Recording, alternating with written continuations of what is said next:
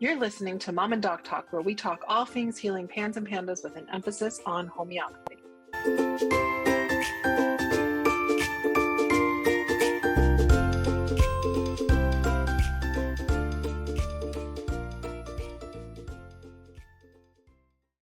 Hi, everybody. Welcome back to the Mom and Doc Talk.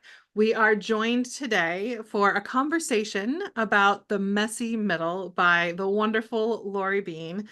She has been a guest on the podcast before with her daughter to share their story. So if you haven't checked it out, make sure you go check it out because they've just got a really fantastic story to share. But Lori is here because she has such great insight on this and the topic that we're going to talk about for the next episode. And we wanted to just have her here for a chat. So thank you so much for joining us, Lori. Thanks for having me. So the messy middle, I have a lot of people who ask me questions like, in our Facebook group or when I'm talking to people at the various different places I talk to people, like, when do you know you're in the messy middle? It's like people want a definition. And then they also want to know, so what is the definition? How do I know if I'm in the messy middle? And what does it mean for how much longer I have? And it's really fuzzy. Like the messy middle is not like exactly 50%. And so if it took you 2 years to get to the messy middle, then you got 2 years left. It's not so it's not that there's not like a clearly defined period of time. There's also not like necessarily a clearly defined way to know that you're in it. And that's part of the messiness, right? Like we call it the messy middle for a reason. So I sort of see the messy middle as the place where you still got pans. You're not like in the second half of healing where like pans is mostly managed and you've got some like little things that pop up a little bit here and there. You're in like the pendulum swing, getting just like a normalized immune system. And then maybe finding out the other things that are underlying the pans that need some attention, like ADHD, migraines, whatever it happens to be, right? So it's not that we're not like through we're still having clear pan symptoms. So we're still dealing with things, but things are better than they were at the beginning. Like you've figured out more about like you're understanding homeopathy a bit better. You're understanding how your kid's responding a bit better, but you still just are fighting it. You're still in the thick of it and things are shifting and maybe sometimes getting confusing. That's kind of where like how I kind of like loosely define the messy middle. Lori, what do you think? How would you define the messy middle? So I think the first thing you said about you kind of don't know you're in it until you're in it or past it, maybe. Mm-hmm. For me, I think it was more of a hindsight thing looking Okay. into it. Um, you know, I think when you get out of survival mode and you can somewhat, I always call it rejoin the land of the living. You can kind of start living your life, but not without blips. But you have like a lot of these false starts, like, okay, maybe we're going to join a team again and we're going to get back to normal. And oh, well, no, we're going to have to miss again because then this happened. I think with the messy middle, however you want to define it, it comes with a lot of new paradigm shifts that you don't know you need to make until you get there. At the beginning, you as a parent, I think you were looking for specific patterns on dosings, and you're following everything like this and like this. And when you get to the messy middle, I feel like the patterns kind of drop off, and I think that's partly because you don't have as much low hanging fruit as far as symptoms go. You Mm-hmm. kind of maybe have a shift in your healing. Some layers have dropped off, some new things have popped on. And then also because you've kind of rejoined the land of the living a little bit, you're still having life throwing whatever curveballs your way. So it's this really weird dichotomy of you're ready to get started, but you're not really quite there yet. Yeah. Yes. Yeah, Yeah. that's a pretty good definition. What about you, Jody? Anything you want to add? I love that, and this is so Lori Bean. Like I have this thing in my head that I keep thinking, but I don't know how to describe it. And I just kept thinking, like the messy middle was where I really met my own PTSD. Like Mm-hmm. she showed up, Mm-hmm. and it was all of that stuff that you just talked about. Like things had improved, and it's like we had gotten to this space where I was like, oh, okay, I understand homeopathy. But then we were shifting into some even bigger kind of like with Avery spacing out a little bit more. So I was doing a little bit more figuring out when to dose and not dose. And prior to that, I thought I had it. I was like, oh, we're good. We're smooth sailing. We're going to go through. But then we got into that space and I got a little confused. But then also, whenever things would shift backwards, it's like I started having larger reactions and responses to them, and I was having a hard time seeing the good things because I kept looking at the bad things, because the bad things shouldn't still be happening, or we weren't seeing the same like woo response that we were in that first portion of it. So it was a tough time for me. It was an adjustment. I think it's I think that because you start to rejoin the land of the living, you have this false Mhm. belief that maybe you're farther along than you are. Um, and I have to say, for everybody, doing something is better than doing nothing. So it's a huge celebration and it's wonderful and all these things. But I think it really highlights, as the caregiver, like you were just saying, Jody, anytime you went backwards, you were like, we just got started with this. So it just felt bigger. It just felt a different kind of bigger. Mhm. You're not surviving, but it's just frustration. Like, how much longer? How much longer and why? Yeah. And it's a very weird space to be in. And I feel like there were many components and phases to the messy middle, including plateaus. Like, this is where we met a couple remedies where our provider had to say, no, you have to stay on it. And I was like, no, you don't know what's going on. I mean, full on, like I would get off the call and I would look at my husband and be like, she doesn't even know. I think she's mad at us because she wants us to stay on this remedy. And this is just crazy because she doesn't live here. Um, Mhm. and then I fall in love with her all over again. But seriously, it was a bunch of like this. So it's Mhm. just a whole different animal than the beginning. I'm not going to say good, better, worse, anything like that. Just Yeah. another hurdle you have to go through. And like Jody said, I think you really have to rely on the caregiver staying balanced in a very different way Mhm. to make it through. This is where you getting grounded and getting your own PTSD under control, that is what is going to get you to the end. Because this is the spot where everyone wants to bail, like legitimately bail. Like, Yep. yeah, well, it's been 2 years, so clearly I'm done. And there's Mhm. not really a timeline. I mean, 2 years is just a number. It's just a random number. Mhm. Um, as we all know, healing is not determined by a number or a timeline. It's whatever the body says. So Right. Right. The outside stuff is definitely what has the biggest impact, I think, on the way we experience all of the things in the messy middle. And I think we should definitely talk about like the way that, remedy responses can change and some plateaus and things just sort of slowing down. Let's definitely talk about that. But it's one of those things that we need to recognize that if we're going from like lockdown, we're not going to be able to go from a place where we're like super locked down, super controlled, to then just jumping and leaping to the complete opposite where we're just back in life and everything is okay.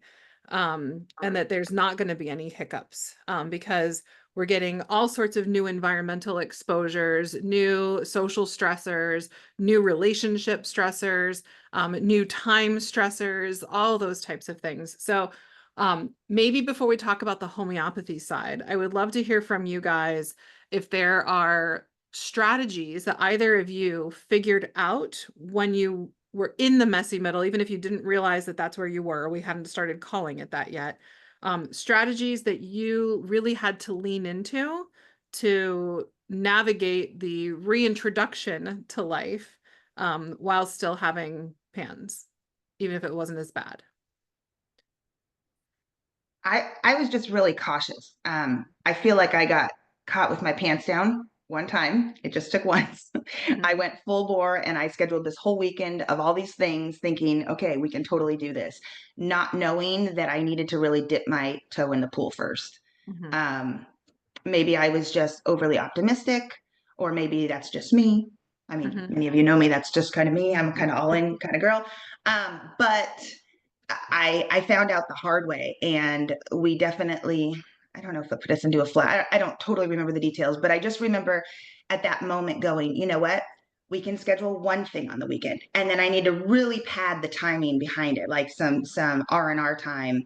Mhm.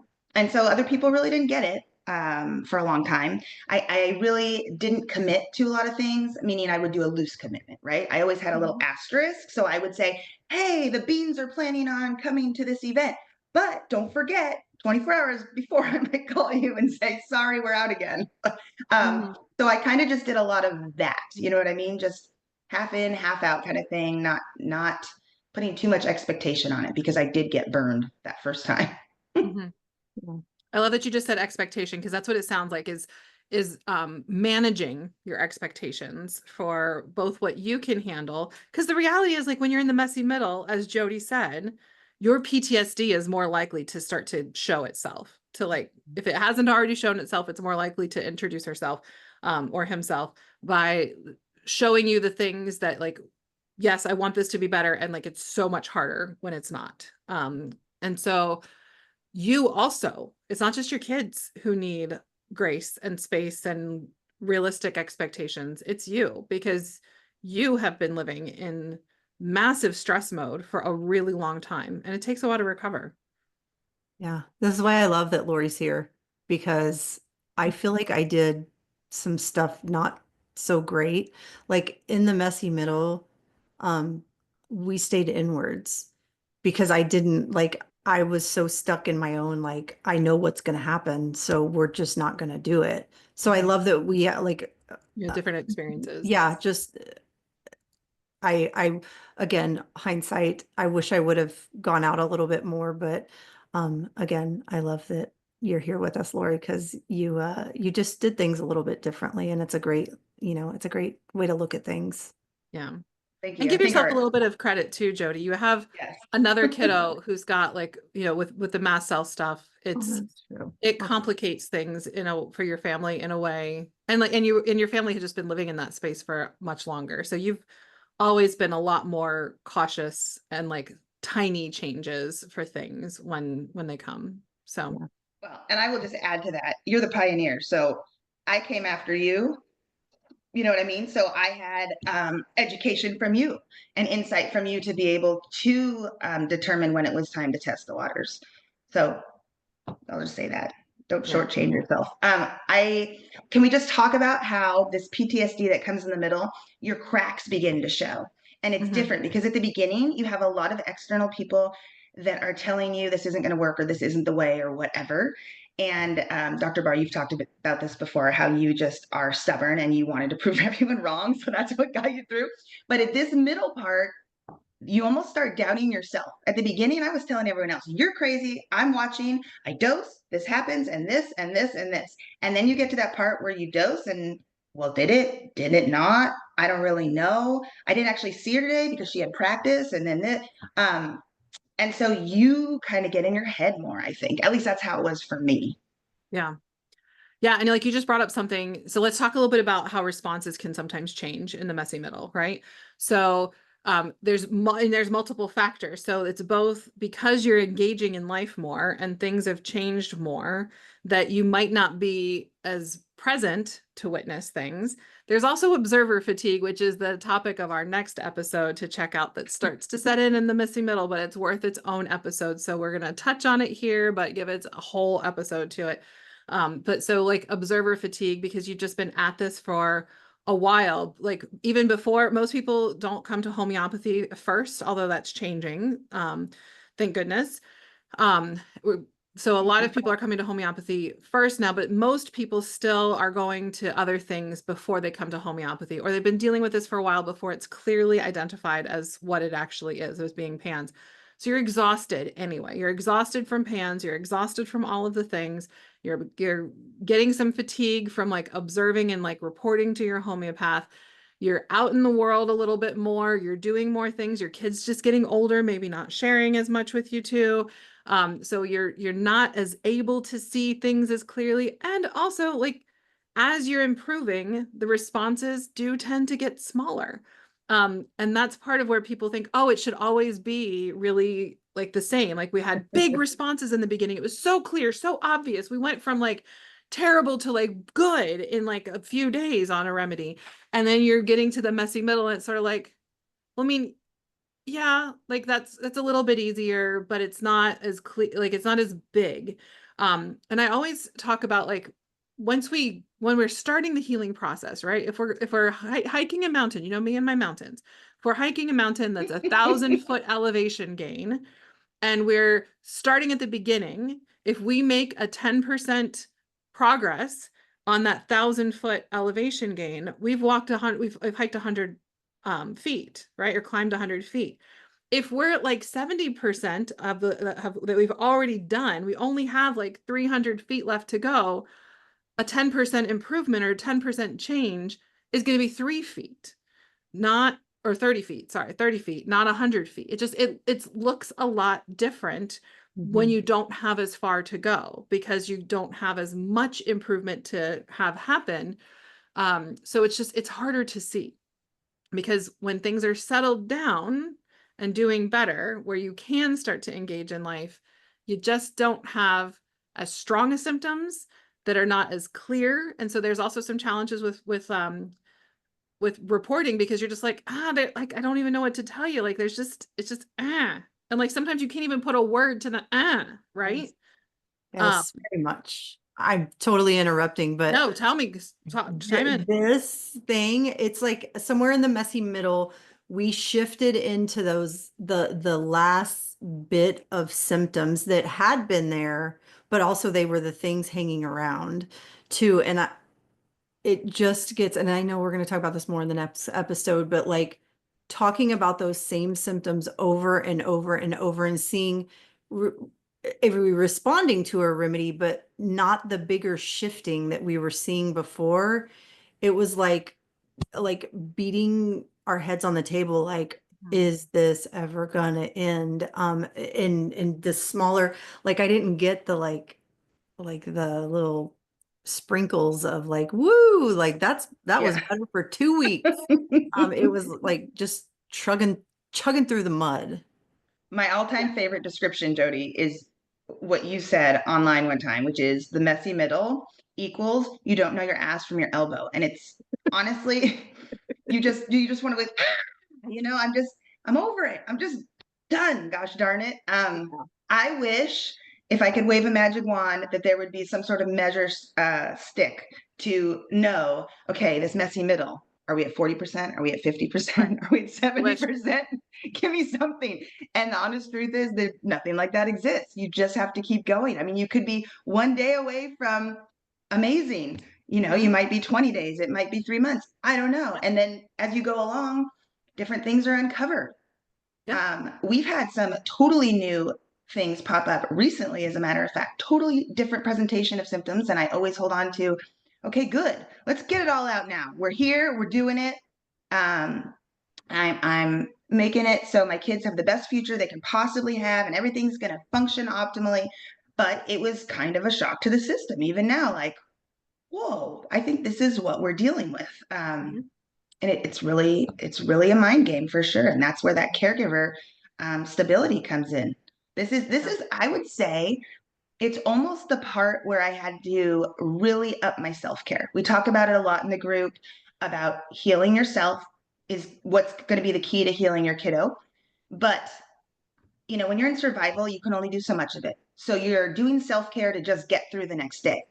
Now the self-care has to shift into what's going to get me through the next year or 2 years. And it's the mental stuff. You know what I mean? Big change, big paradigm shifts. Yeah.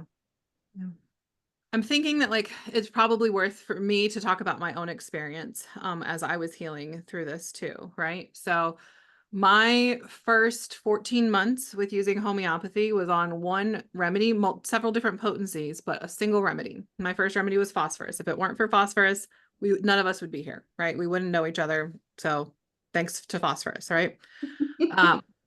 And when I first started, I was on medication that was suppressing my symptoms. And so I didn't know for sure whether it was working or not. And so I'm a stubborn person and I decided against my doctor's recommendations to go quickly off of my medication. And so I put myself into a tailspin that I got to learn very quickly how effective homeopathy was. Very grateful for that because if it weren't for that spin out that I had, I probably wouldn't have understood just how powerful homeopathy could be. So once I finally got that clarity, because I went from like not in a good place to functional out to dinner with my friends in 2 hours time from taking a dose of the remedy, because I'm a fast responder. And that's a big change, right? So I went along, and like the first year and a half or so, I had pretty big changes. It was a pretty clear when I was no longer responding, and I felt real bad. And then I felt a lot better when I started to respond to the remedy again. I get into what now I now recognize as the messy middle. And it just didn't feel like, I never felt as bad, or I rarely felt as bad, but I just didn't feel my best. And when I start responding to a remedy again, it was definitely better, but it didn't feel as much better. It was kind of disappointing sometimes. Um, and I also, as a person going through treatment, wanted that bigger jump. But the reality was I got back to the same place that I was. I just wasn't coming from as far down, right? Or as far up. And so I got back. All that remedy is going to do, it's never going to make you better than like your best possible self. It just got me back to my best possible self, right? At least in Yeah. that moment. Um, and I did also experience, and a lot of people experience this too, where because things aren't as clear, you might jump around from remedies, and like you could have both things happen, right? Where you're jumping around and you feel like you're changing remedies every couple of weeks, which I went through for a period of time. Or you could be in the place that both of you have been, and which I'd love to hear you talk about it, where your provider's saying, you need to stay on this remedy, and you're like, no, I want more. And they like, but we can't change. It's the wrong idea to change. And the reality is like both are frustrating, right? Because if you're bumbling along and you're changing, but nothing is really doing anything, that's going to really impact your feelings about homeopathy. And if you aren't as stubborn as me, or don't have like the same strong motivation behind why you're doing it, that's the time, like you said, people are gonna like jump ship. And I wish I had brought my copy of of Chronic Diseases with me. Samuel Hahnemann talked about this, like about the importance of like when you're in this space, you have to see it through to the end where it's resolved, or it's going to come back. So I'm gonna pause. Um, what do you guys have to share about your experiences, especially those pesky times that we've made you guys stay on remedies longer than you wanted? Go Uh, ahead, Lori. Honestly, it's so funny. I think I even had daydreams of like, I'm just gonna go rogue. I'm just gonna do my own thing. I would tell Rob all sorts of things, and he just looked at me like, whatever. You know, he knows me well enough. I was never gonna go rogue, but I really, really wanted to because, my mind was playing tricks on me, and I went back into well, I'm reading this and it says this, oh gosh, it was such a hard time. It was such a hard time. We got through it, and um I now know that that remedy that we were on forever there in the middle, and I'm talking about with Poppy, was necessary. It was really weird because it felt like there were no changes. So I'm not talking about not having good days. She was having good days, but her journey up until that point, we had seen definite shifts all along. So I'm just not even talking about the response. I'm just talking about her presentation of symptoms. And I was so mad that nothing was not popping up. I mean, I was looking all over her skin. I'm like, something's got to be here so I can tell our provider that clearly we need to move on. And it just, it wasn't. It wasn't. So clearly we needed to stay on it. It's a weird thing because usually, especially in Western med, if you're not getting those results right away, you jump, you move, because that's how it works, right? It's that instant gratification that we're all so used to. And that's not homeopathy. Homeopathy is low and slow and underneath and digging out layers. And yeah, I really had to dig deep and remember why I started during this messy middle, because I too had moments of the fatigue and the burnout, and I'm not doing this right now. I'm not going to think about it. And I left it for a little bit of time. I don't mean left it, but just kind of looked the other way. And honestly, that little break or respite that I took, I think was actually helpful because I was able to regroup and then come back stronger. Because there's been times in this journey, especially in the middle, where I feel like it's like you're doing something half-assed. And if I would just stop and not do it at all for just a hot second, then I could come back at full strength, if that makes sense. Yeah. Mhm. Yep, Yeah. definitely makes sense. I feel like I love hindsight so much. Like I wish I knew all the things that I know now in the middle of it. And this slow chipping away that happens in the messy middle is required. It's 100% required. And it's a hard thing to sit in, even though things are better. Like we want everything gone quickly. But to me, it made so much sense, getting through it. Avery's body was doing a lot of healing in the beginning. It was a lot of like kind of all over the place. And I kind of love that her body took a little slow down and just slowly worked through healing. Hard for me, what her body needed. And again, homeopathy over and over. I don't think we go an episode without saying slow, whatever the saying is that I used to hate. Slow is smooth and smooth is fast. Yes, yes, and that's it. That's what the messy middle was. And I think more than anything, and I'm going to say two different things. It's really, really important that we trust our providers in the messy middle and we lean in. I was so frustrated with you and Dr. Way in G's messy middle because I wanted off, and me too, Lori. I'm assuming we were both extreme rule followers and we just do the right Yep. thing. I wanted to flub symptoms a little bit or do something. I was excited when you went on maternity leave, Dr. Barr, because I was like, here we go, we're getting a new remedy. But we did not get a new remedy. And it didn't, I spent a long period of time, like months and months, being really, really frustrated because at the time I was measuring success by how big of improvements we were having or how long the improvement lasted. I wasn't so much looking at the fact that she was still responding. It just didn't feel like enough response to me.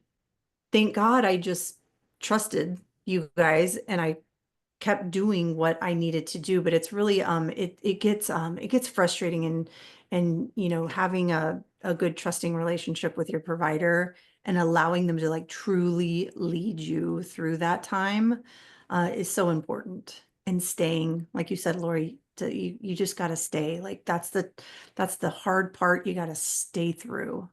Yeah. I think that's why, on the page, we always talk about looking for something good every week. If you're not in Panda Land, there's all sorts of things about talking about gratitude in life and, doing challenges and stuff. And we've even done them on the page. But the whole thing about looking for something, there's always something that has happened, even if it's I survived this week. And I just wish everybody would really latch onto that. There's always a bunch who do, but there's some who get so frustrated. And that was something that really helped me breathe and get through that period of what just felt like forever, of not, like you said, Jody, a whole bunch of things going on. Looking for, my dad had told me, stop looking for perfection. Your kids are still your kids. So even if you get them the best, like, and who's to determine when that even is, um, life is still going to keep happening. So I think sometimes when you're in this process, because we're so used to looking at the kids and studying them and reporting these symptoms, that there's a crossover that happens and you don't know, is it because of outside influences or is it the homeopathy that's not working? And we kind of confuse those two or conflate them and think that remedies aren't working when really it's outside stuff going on. And this was going to happen anyways. And maybe the homeopathy was really keeping you afloat. You'd never know that, Yeah. I mean, but it's Yeah. an interesting thing. Again, Jody, hindsight. I would have never thought about it. But now looking back, well, yeah, we were living life. Why wasn't I enjoying it at the moment? I do Yeah. now, big believer of it now. But why wasn't that good enough at the time? And yes, I wanted to keep going. And also, let's appreciate where we are, where we had gotten. Yeah, I think that like one of the things is, is we were going through, there wasn't, this group didn't exist. The messy middle doesn't feel right. It feels like it just doesn't feel like healing anymore. It didn't to Feels like me. treading water. Yes, yes. And I, at the time, I had no idea that that's what homeopathy was like. And this is like, I spend a whole lot of time talking to moms about this is normal. Like this space that you're in is normal. This is what it looks like for all of our kids. So I hope that just at least having the knowledge that this is very normal, and it's a hard space to be in, and all of our kids go through it. It is still healing, even though it looks a little different. Yeah.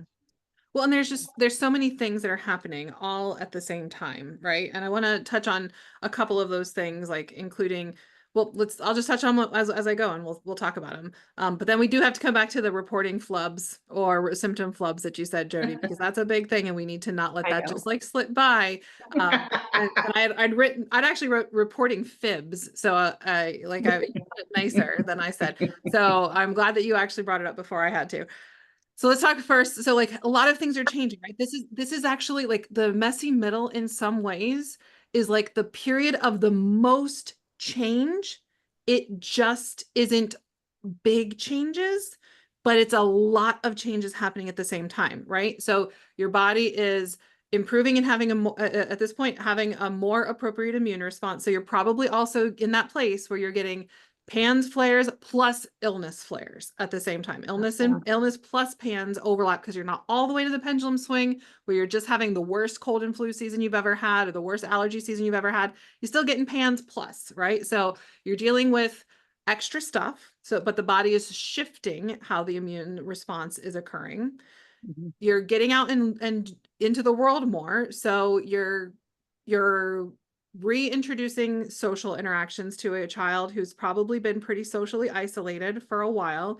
You have probably been pretty socially isolated for a while and trying to figure out how to be like how to people again, right?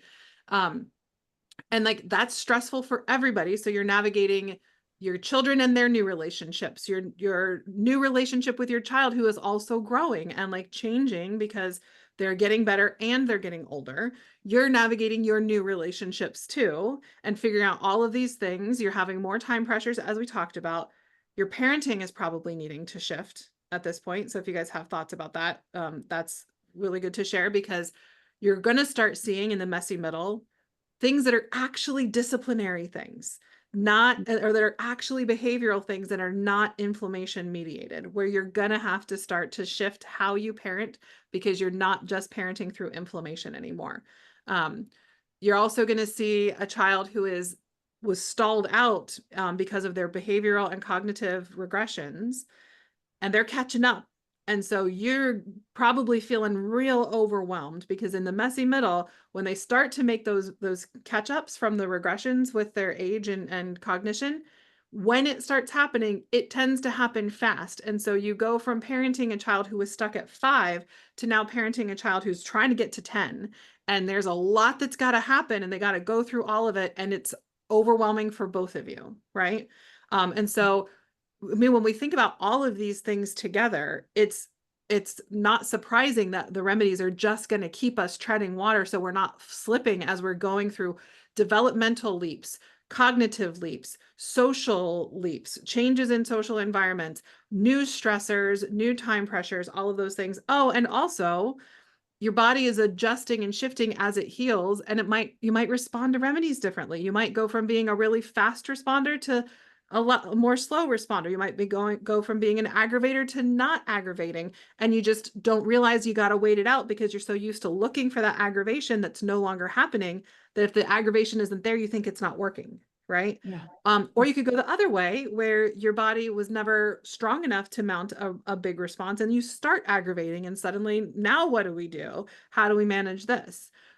So there's just a lot of things happening in the messy middle that I mean, like, this is the first time I'm saying all of these things out loud together. Like, it kind of makes sense that like a remedy is going to keep you treading water because all of those things on their own can cause you to like slip back, right? I'm even just thinking about like appropriately developmental leaps for your kids without PANS. Those are hard.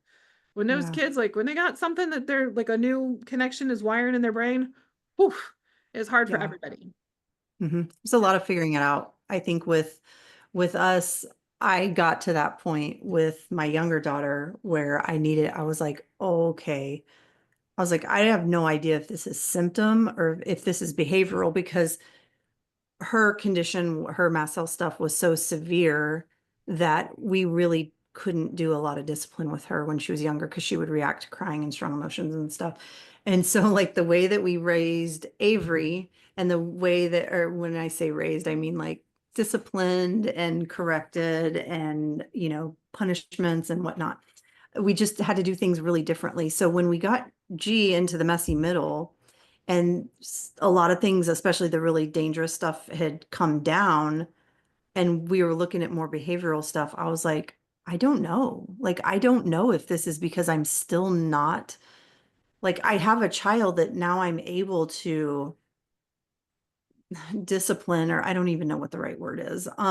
But I think I need to check on my parenting. And we took a couple weeks break so I could like figure out, and I'm like, I'm gonna try this whole like not super soft, gentle approach and be more stern with her and see if that shifts anything.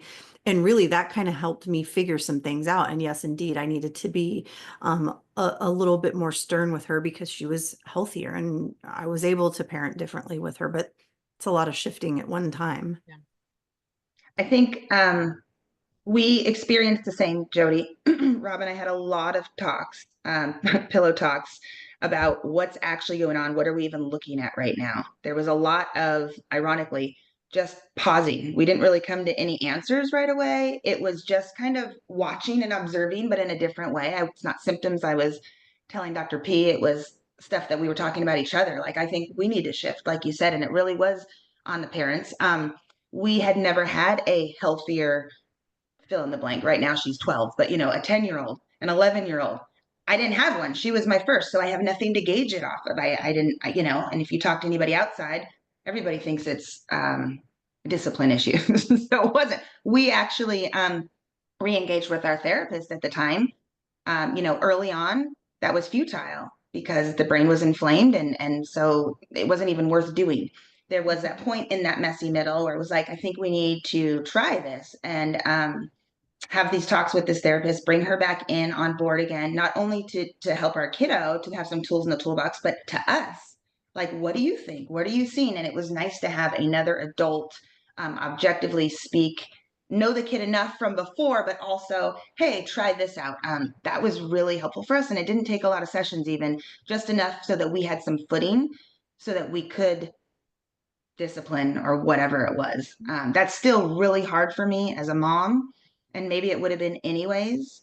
But man, after we discipline for something, and my kids are awesome kids, there's not a whole bunch of that going on, but I overthink that all the time. Am I being too hard? Am I doing this? No, it's good. They need to learn. They need to grow. So yeah, that's a good point. Another shift. Yeah. I mean, the reality is like our parenting always has to evolve, and the way you parent one child is going to be different than the way you parent another, because what works for one is not going to work for another, regardless of whether they have PANS or not. But like the truth of the matter is, I've had to say this to several parents, like, you're parenting a different child now. Like the way that you navigated things at the beginning is just not going to work anymore. And what I love that you brought up your therapist, because the messy middle is usually a place where therapy starts to be more effective, if it was not effective before, because the inflammation is much more under control. It's much less of a picture. And so there is an opportunity to have learned things through therapy or to work through stuff. It's also the time where trauma might start to show up more. And so we just had a couple of really great episodes about trauma that are worth going back and listening to if you skipped over them. They do have trigger warnings, but it's very minimal stuff that we talk about that's like triggering in it. We just wanted to not like, so if anybody skipped it because of a trigger warning, it's really minimal. That said, like, this is the part where your trauma as a parent is going to really start to show itself. And your child's trauma from this, if they have it, is probably going to start to show itself too. So, I mean, obviously, as we talk through this, there's just a lot that's really happening. And all of these things are really important and necessary, as Jody said, to get to full recovery. It's just the hard part where so many things is happening at once that it makes it harder to see. And the easiest thing to look at is that maybe homeopathy is not working. And the reality is it is still working. It's just working differently and helping you navigate all of these things that are going to be hard. Yeah. Yeah. So let's talk about the reporting fibs. So I don't know if you ever did this, Lori, but I'm gonna rat Jody out right now. I don't think she ever outright lied to me, but she would save something till the very end, and she would go, I'd hear like a deep breath. I don't want to tell you this because I think it's going to change. And I think you're going to make me stay on the remedy because I'm going to tell you this, but and then tells me some positive things that happen. So she would focus on all the things that she didn't like at the beginning of the visit and try really hard not to tell me about the positive things that were happening because she wanted me to change the remedy. Mm-hmm. I did it worse with Dr. Way. Like I remember having an appointment with him, and I think that I don't even remember what it was, but I remember that we were talking about acute symptoms, and I was intentionally not talking about chronic symptoms.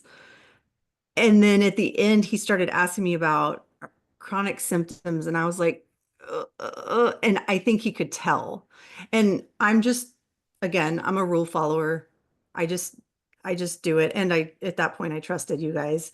Um, but man, I thought about it, and thank God I didn't. Like, I realized that if we would have gotten off track, you guys would have got us back on track. But the things that I was telling you guys in follow-up appointments, how response was happening, if response was happening, that stuff was so important. And that correct information is what got Avery out of this. And thank goodness I didn't do that. So don't do that. Highly, highly not recommended. I'm just like scrolling through our list of episodes to see if we've had an episode on this, and I don't think we've had one exclusively on this. So I'm going to touch on it here, but we probably need an entire episode on this. In the messy middle is probably when you're going to be tempted to say, like, I'm just going to focus on this one symptom. I'm going to leave everything else out because I want OCD gone. I'm over it. And you're going to stop telling your provider all of the things, the totality of the symptoms, because you think if I just tell the OCD, we can make the OCD go away. And what's going to happen is you're actually going to get stuck and you're not going to see progress because you need the totality to be able to find the best fit. And when we focus on just one symptom, you're more likely to get palliative care at best. And what palliative is going to look like, you're going to get better for a bit, and then you're going to go right back to where you were before the remedy started. And then you're going to adjust, and then you're going to go get better for a bit, and then you're going to go right back to where you were before you started the first potency. And then you're going to have a third potency. You're going to get better for a bit, and then you're going to go right back to where you were before you started that first potency, where you're just bouncing back and forth between, like a 1 and a 2 and a 1 and a 2, and not making any progress beyond that, not breaking through the ceiling, right? That's what's going to happen if you try to just focus on one symptom, most likely. Not 100% of the time. Nothing is guaranteed with anything, right? But that's likely to happen, especially if it's OCD and tics, which tend to be the most stubborn. And when people are getting the most frustrated in the messy middle is with OCD and tics, because they are sticky and stubborn symptoms. And they are also symptoms that focusing in on them is rarely useful for finding the remedy. That's the tricky thing, right? Yes, that's the part that was so hard for me. I wish I would have understood back then that talking about being like wanting a fan blowing on, talking about sleep, and talking about eating ice or whatever, like all these little things that I didn't want to talk about because I was like whatever, they're Right. little things. It's all those other little things that gets the OCD or the tics better. And I didn't understand that. I was irritated. And I'm like, why let's talk about the OCD. It's the worst. But then you would direct me to something else. And I'm like, she's not hearing me. So it's like it's kind of like those magic eye pictures from back in our childhoods. Do you remember those magic eye pictures where if you looked right at them, it was just like a pattern that you couldn't see, but if you looked at them a little sideways, Yeah. a picture jumped out? Uh-huh. Yeah. With especially those sticky, stubborn symptoms that you're still the most frustrated with in the messy middle, they're kind of like those magic eye pictures where if you look directly at them, you're not going to see it. You got to look at the stuff around to be able to actually see the clarity of what the full picture is to get the best fit. It's funny because my own personal journey, the big symptom, the hair pulling, the big elephant in the room, for the past 3 decades, was actually kind of leading us astray. And so I had this conversation, and so we kind of stopped looking at it. Like, I still monitor it, but it's really not the driving force. And once we stopped using that as an indicator to choose a certain remedy, I had better success when Dr. P kind of had that floating here in the background. Like, it's just going to do its thing. It's been there for 8 million years, and it ebbs and flows, but that is not what is going to get us farther. And it's so true. And it is so frustrating because, Jody, I felt the same way. Like, I don't think she's hearing me. And I've also, I don't think I've ever lied, maybe omission a little bit, maybe. And I've also strategically decided how I was going to present information. But also, I think that's what makes RN providers amazing, because they really get to know you. We're not just a number. Like, you have to, you log back on every month for your follow up, and oh, she knows me. She knows me better than I know me. So she will call me out. It's the best thing ever. That's how I knew that's where I was supposed to be. Because I can remember as a kid, this is kind of a side note, but I used to go, mom would send me to a therapist, and I knew exactly what to say to them. I knew to get through 45 minutes. Sure, I can get through this, and no harm, no foul. She knows. So you guys are very skilled in that way. Something that it doesn't make sense in my brain, but it totally makes sense in your brain. I'm so happy to be able to just hand it over. At some point, I finally gave that up in the messy middle. Not the frustration necessarily, but just the fine, whatever. I'm just going to do it because I don't know. Yeah. I don't have that skill set. So as we wrap up, I want to make sure we get, if there's any other thoughts that you guys have, I'm thinking about, as you said at the beginning, that that you probably didn't realize that you were in it when you were in it. I certainly didn't. Like, I even said in our Facebook group the other day, so like back to my story. So like I was in the messy middle for a while, right? It was like a couple of years. And then being in the messy middle doesn't mean that you're never going to have any bad regressions or anything. There's the last hurrah phenomenon that we see with a lot of kids that happens after you think you're through the messy middle. You feel like you're so close to done, and then boom, you're tanking again. And I had mine that I didn't realize that that's what it was. One, I didn't realize I had PANS until I started working with a lot of PANS kids. I'm like so like self-blind to so many things. I really am. Like, I didn't realize I had lots of things, or didn't realize the specificity of what I had until it was like, well, I understand what they're saying, because like I feel that way too, right? And it all finally like clicked together. Anyway, I didn't know it was a last hurrah, and I didn't have enough experience with PANS kids to see like this pattern until like after the fact. I can see in retrospect, I definitely had a last hurrah.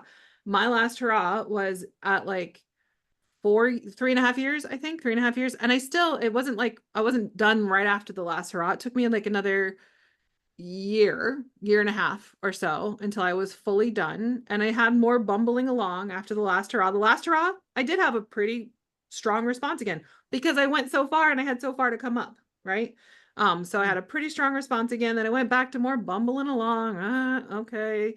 And I went through some life changes. I moved to a new state. I, finished medical school, all that sort of stuff.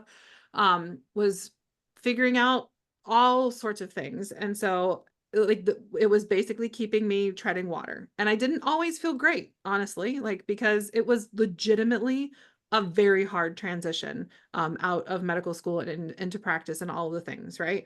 And in a new place and everything. So it was legitimately a hard transition. And so it would have been hard for anybody. And homeopathy kept me treading, but it didn't necessarily feel great. And I was just like, is this just the best I'm ever going to feel? And like I was feeling rough, right?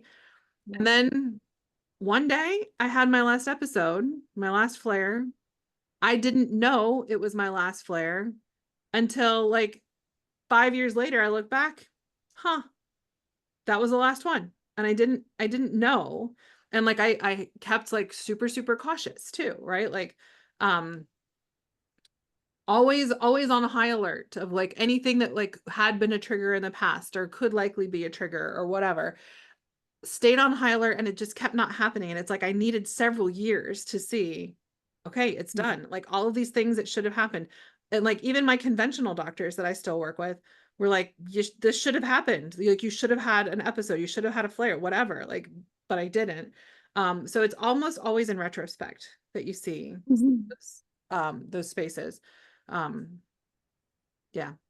I don't know how anybody like I don't think there's any way for anybody to know where they are at all. Like Yeah. I had no idea any, granted we were going through it earlier before there was all the education, but I would have never been able to identify a space. Yeah.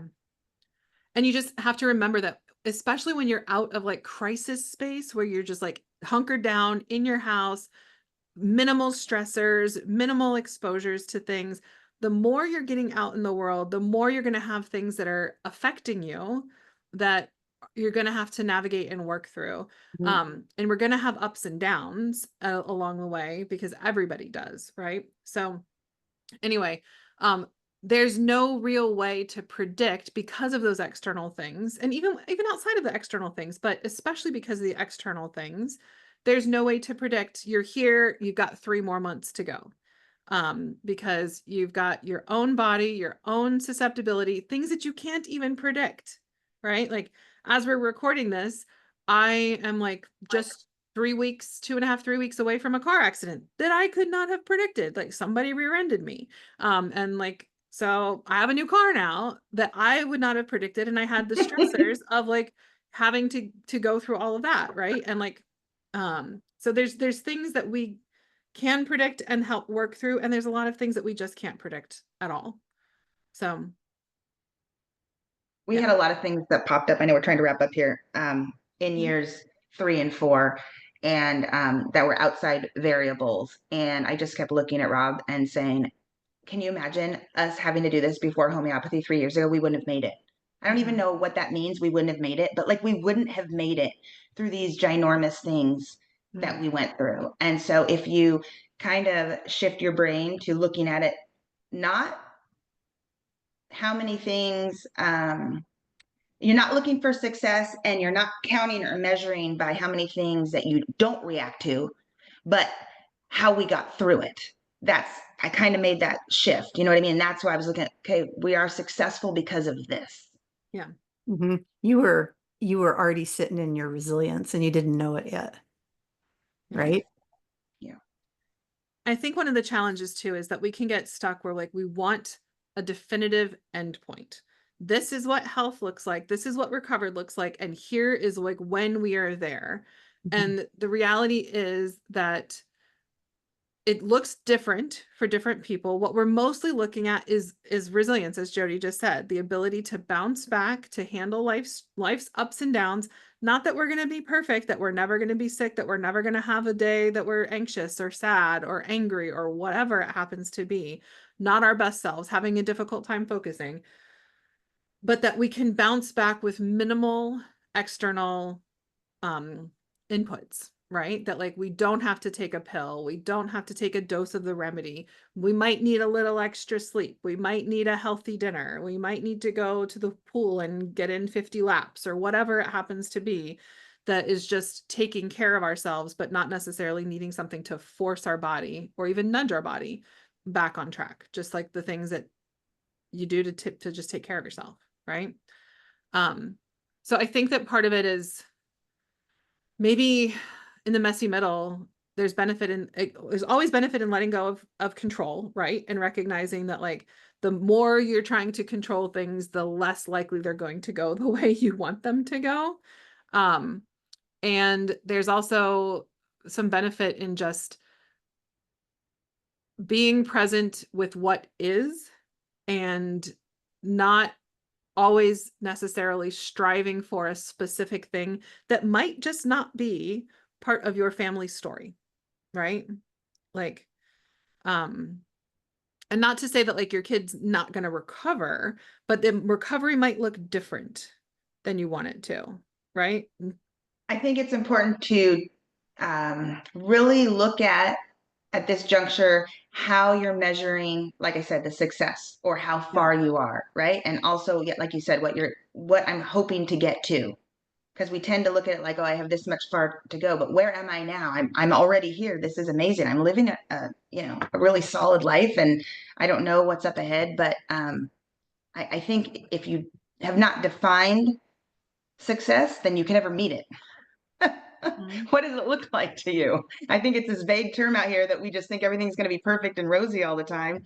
But you throw puberty and other things in and life, and that's never going to be the case. Mhm. With or without pandas, with or without remedies, whatever. So Yeah. we have this preconceived notion that's really inflated, that it's going to be idealistic, and that's not the case ever. Right. So we really have to watch that. Well, and I think one of the challenges too, and Jody, I'm hoping, I'm looking at you and hoping that you can speak to this a little bit. And I do know we need to wrap up so we don't just talk forever, because we could clearly talk forever. Um, so one of the challenges that can also come up is that people change as they grow and as they mature, right? And so sometimes, like even sans pans, right? The way my child is today is not the way she's going to be in 5 years, right? And I think sometimes when we get interrupted by pans, so kids sort of get stuck where they are, but I think parents sometimes get stuck where they are too. And they don't feel like their kid is better unless they are like a taller, bigger version of the kid that they had right before pans started. When the reality is they have to get to know their kid again as they are, and they might just be a little bit different than they thought they were going to be, because they didn't get that like regular progression of like seeing their child and their personality evolve, because it Mhm. was sort of paused and then it was kind of a rapid catch up, and it's just disorienting. And Jody, I know you had a bit of that experience. Can you talk to that a little I bit? don't know if I'm going to give you the same example, but like this is what I'm thinking about is, Avery was this fun kid just bebopping alive in life, being a kid. Pans happened. Uh, we were fighting our tails off to get through it. We got a decent way through with homeopathy, and right around that time was like where she just like puberty was just kind of getting kicking and going. And how do I explain this? Like Avery started to become more of her adult self. And so the Avery that I lost in the beginning of Pans wasn't the same Avery that I had coming out of it. And there were so many things about Avery that were amazing, and like everything was so much better because of homeopathy, but also stepping into more of her adult self. Um, means that she's like the parent that she's most like. She is most like my husband. She is very type A, very scheduled, very regimented, very black and white. And I am the polar opposite of that. And so I kept feeling like there was like these things with Avery that homeopathy needed to change. So that number one was my bad, because those things don't need to change. It's who she is as a human. They're hard for me. Like I need homeopathy. But then also it's like, oh wait, this is like a different kid. And this is not a kid. This is a young adult. And even now, still, some of the things I'm like, don't be so scheduled. Like it's okay if we're 5 minutes late to school. And she's like, well, no, it's not. And like all of these little things with her, these traits that she has that are like my husband, that are going to serve her so well in her life and take her amazing places. um it was me like learning this new kid, because this is how she is now. Yeah. And that this is the place. I think this is probably the last thing I'll say, although I'll give you guys an opportunity to respond, and then we'll probably wrap up unless you have something you really feel like we need to talk about that we haven't yet.